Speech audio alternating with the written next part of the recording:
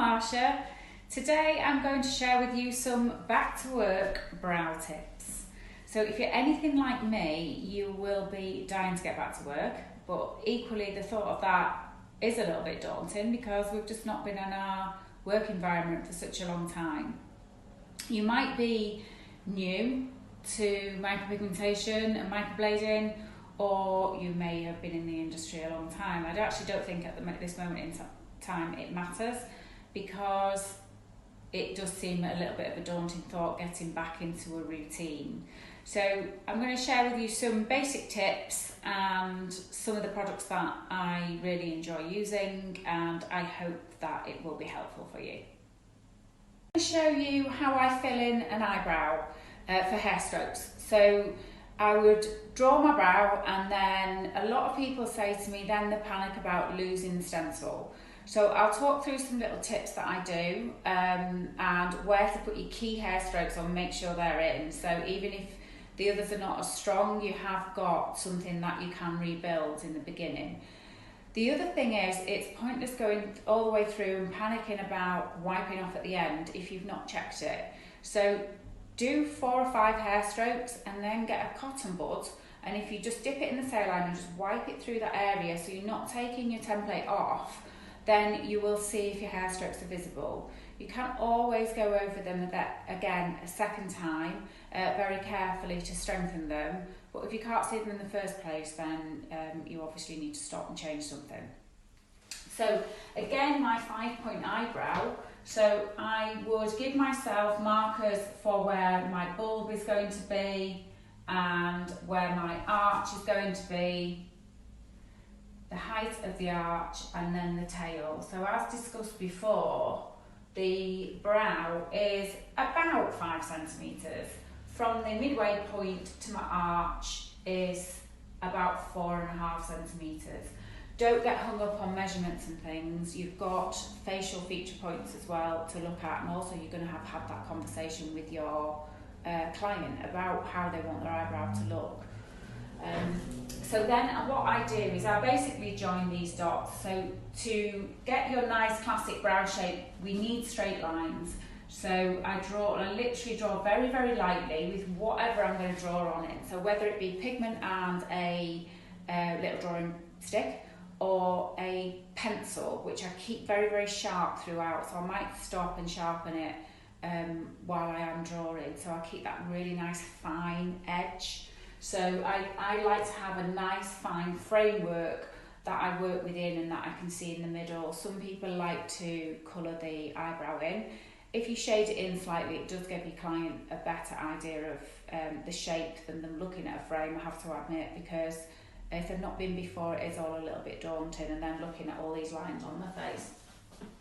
But I draw my 5-point brow, and then I literally straight lines up to my markers, and I say not loads of pencil or pigment, whatever I'm drawing on it. I then turn at this point, and the tail should come down and towards, if you carried on drawing, it would hit the tragus in the ear. And then this side comes up to meet, so we've got that nice sort of classic soft eyebrow shape. And then the front, the bulb, however you've had that conversation with your client, whatever their preference is. So with hair strokes, I never ever start right at the beginning. That's never my first stroke, just because the client might jump, your pressure might be slightly off. It's a lot easier to disguise a little wobble further in the eyebrow than it is right at the front. So get your pressure. So I kind of split the brow as I'm doing it. I tend not to do many hair strokes all the way through. I keep them quite short, I keep them controlled, and I work very, very slowly. My machine is set quite high, but my hand movement is really, really slow, like a snail. So my first stroke would be just off the bulb, just to get the client used to the sensation and for you to get your grip and everything. So from the baseline and then up into the eyebrow. If they're feeling comfortable, then I'll come back and put another one in closer to the front. If everything's okay, then I'll do the front. So my first stroke is quite a soft, almost sloping backwards, but not not too curved. And then I'll come in behind them. So it's nice and flowing back to get those soft red front in. So I kind of work bottom to top, but what I want is my hair strokes to all flow back in the same direction. And I do get actually quite a lot of the eyebrow in my first pass. If the client is comfortable, I just carry on. So this hair here is kind of where I'm going to then start to change direction before I get to the arch. So I'll make sure I've got some hair strokes in along the bottom, and they're all flowing the same way but getting flatter as we get to the lower arch point. The crucial part is that you have somehow got a little hair in here and a hair at the tail and here. So if you did lose your stencil and you had to sit your client back up and draw back on in pigment, you have got the frame of what you originally drew. So this hair stroke here is going to come along, skim my top of my stencil, and then I mirror image it, and it's almost like a rainbow. So I'm not continued round, there is a little break in it, but I'm going to come down into that side there, and then I can bring these ones round to catch the side of the arch so we don't lose that. Down the tail, so it's almost like where one hair finishes, I start back up, halfway back up it, and come slightly in front. Filling in along here, oh, it's got a little bit of a wobble on there. And then my tail, again, don't want loads of hairs and making it thick. It wants to be nice and fine and natural looking. Even if that's what I did in my first pass, I would then come back through. I've got my frame in then. If I wipe this outer line and it's gone, I can see exactly where I need to fill in. So I can come back through here, and again, they're all bending in the same direction.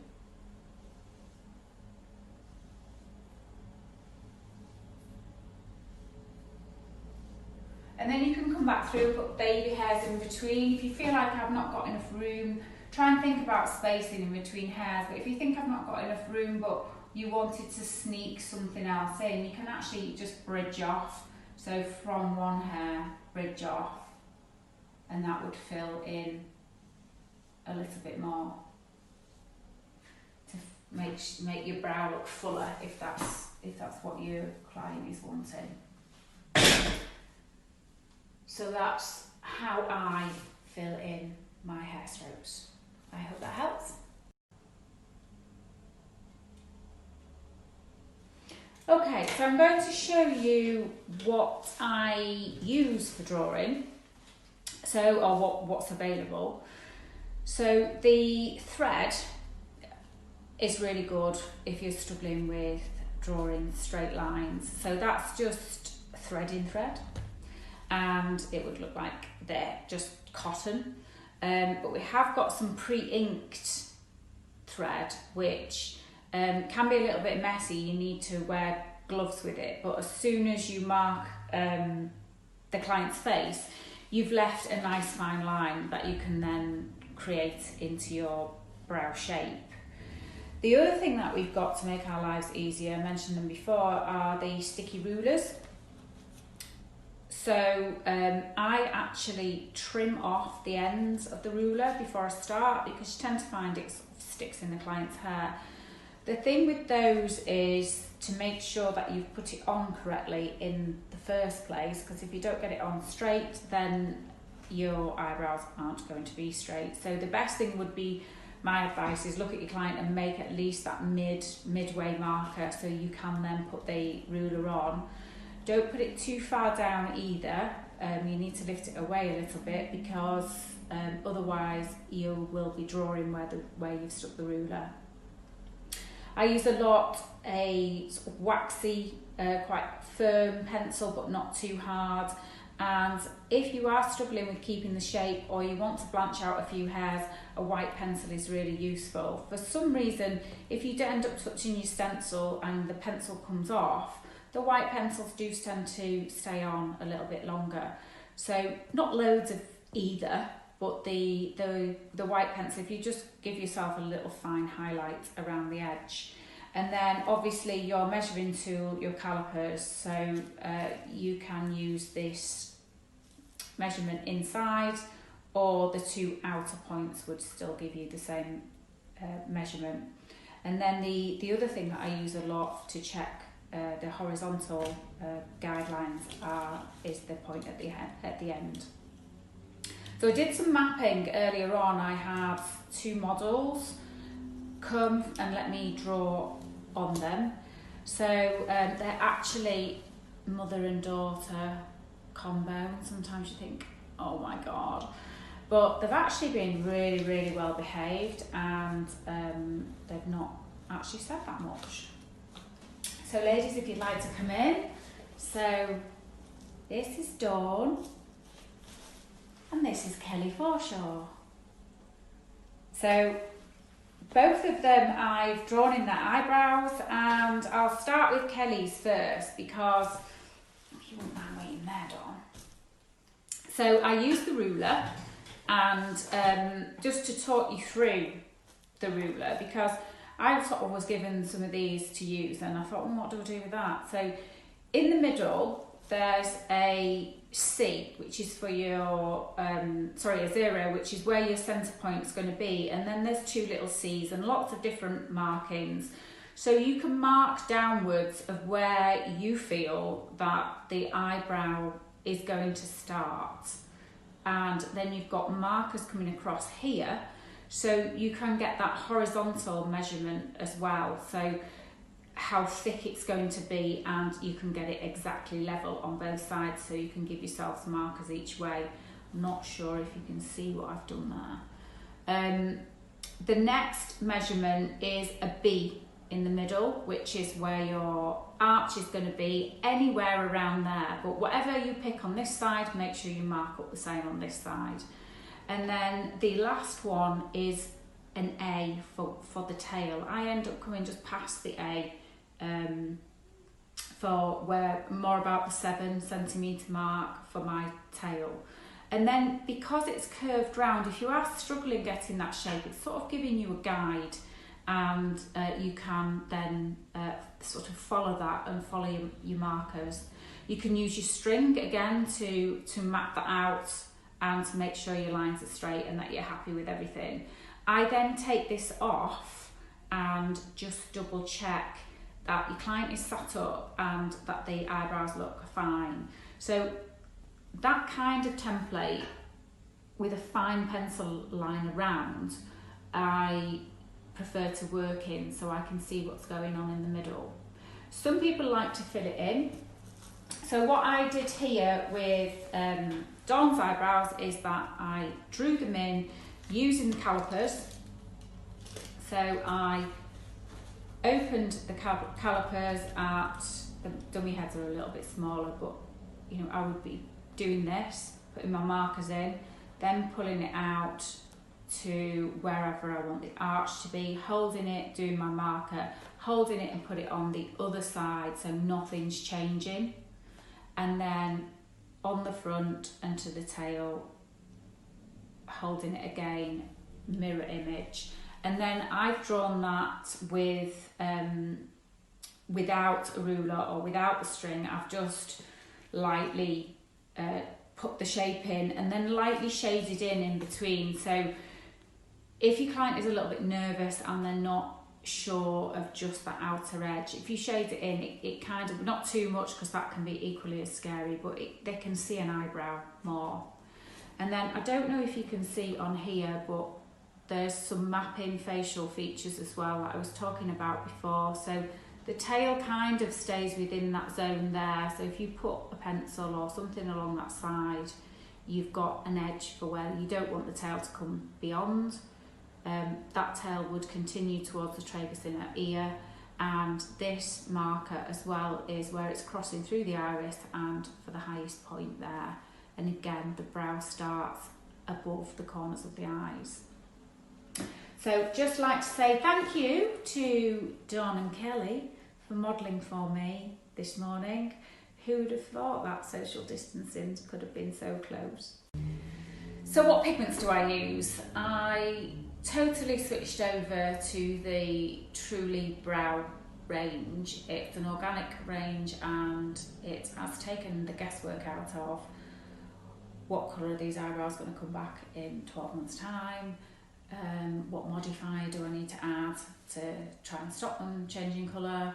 So what I've found, and I was involved in the trialing of them, so what I've found over the last few years, that people are coming back and the colour just seems to have lightened down, not changed colour over that time. They did take me a little bit of getting used to at first, I must admit, but they are brilliant. I've got all the colours and I only use 5-6 of them. So again, don't overcomplicate your life. I've got a couple of blondes, mid and dark ones as well, and really dark, but the ones that I use a lot are these. So I'll put them on a little piece of skin for you and you can see how lovely the colours are. So at the top, we've got Truly Taupe and then underneath Truly Blonde. So these two are the only two that sometimes that I might put a drop of each other in them, because Truly Taupe is more your platinum, it's a cooler blonde, and the blonde is actually quite a lot warmer when it heals. So if I want to take the edge off one or the other, I might just add a little drop. They are the only two pigments that I actually mix. The rest I just use from the bottle. You don't need to mix them at all. The next colour down is actually my favourite, and that is Truly Chocolate, and that's a nice mid-range, exactly what it says on the tin. Nice for blondes, nice for people with darker hair who are a little bit nervous, tends to heal nicely into the skin. The next one that's really, really popular is Truly Brown. Similar, but slightly darker and slightly cooler, I think.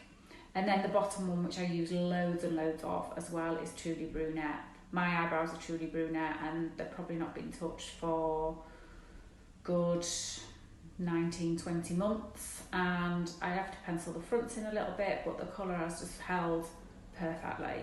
So that's been a bonus having them in lockdown. The other thing that I use a lot is the Balm Micro range. That to clean the skin, I use the foam, and both products are vegan friendly and just really, really nice to use. So the foam you can pre-clean with, and I also put a couple of pumps of this into my saline. Because the organic pigments are water-based, they don't come off as easy. So if you've got some of this, just brings it off. Not only that, this has got eucalyptus in it and calming properties, so it helps take redness away. The skin just looks totally not inflamed when you're finished. So that is a really good product that I use. And then aftercare wise, I'm a believer in dry healing for eyebrows. The only time I might say for somebody to touch them is if they've got slightly oilier skin and they might get a little bit of fluid coming to the surface for the first day or so. So I might say just gently bathe over them to get rid of that so you don't get a crust at all. How I work, I don't really see any blood at all because it's all very, very fine. So I will use this at the end, the butter, and it's got lovely ingredients in like shea butter and mango butter and smells gorgeous. It's also not your petroleum-based products that we used to use in the past. That almost forms a seal over the skin. This, the skin can breathe through, which is really, really good. So a tiny bit of that I might put on as they leave, and then that's it. My aftercare would just be leave them alone. If you notice a slight crust forming, that's fine. Quite often clients say that they don't notice that actually happening. It just comes away within that first week. The needles that I use are the nano needles. So I use a Nano 2 for doing my hair strokes, mainly because I love it that you can actually put the pigment into the needle, so you don't have to dip at all throughout.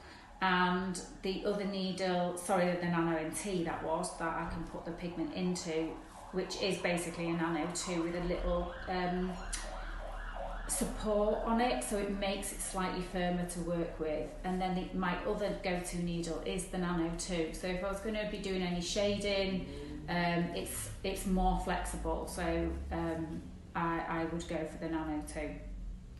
Again, I used to have loads of needles in my kit, loads of colours, but I just concentrate on doing all my procedures with really these colours, and well, obviously I will be using eyebrow colours for lips, but the needles I tend to just use those 2 needles. So I hope my little tips today have been helpful for you, and I hope you're looking forward to getting back to work. If there's anything that we can do to help, or if you've got any questions, then please get in touch, because we are here to help.